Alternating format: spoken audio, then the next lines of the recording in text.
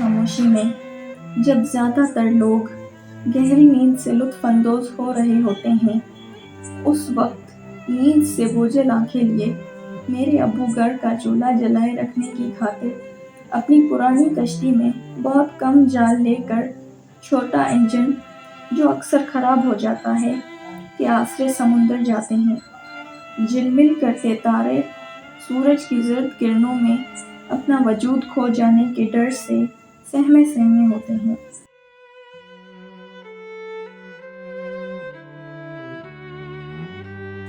मेरे अब्बू भी उन खौफज़दा तारों की तरह खाली लौटने का खौफ लिए साहिल से चल पड़ते हैं।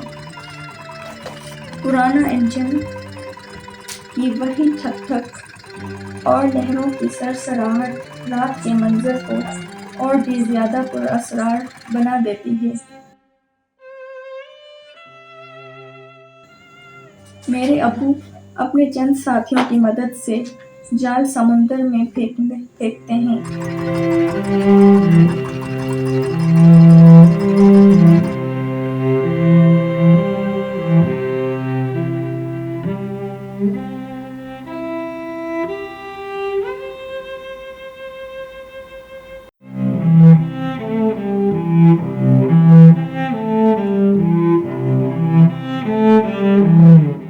कुछ वक्त दुआओं और आस में गुजरने के बाद जाल को वापस खींचा जाता है।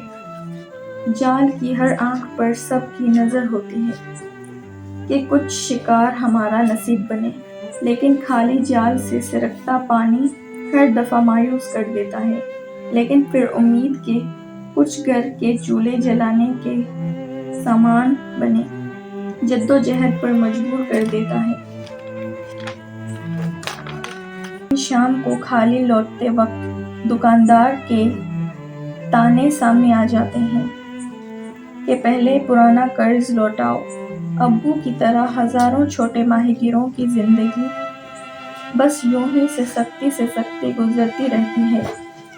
अब्बू का ये वक्त कब ख़त्म होगा? अब्बू का ये दर्द कब ख़त्म होगा?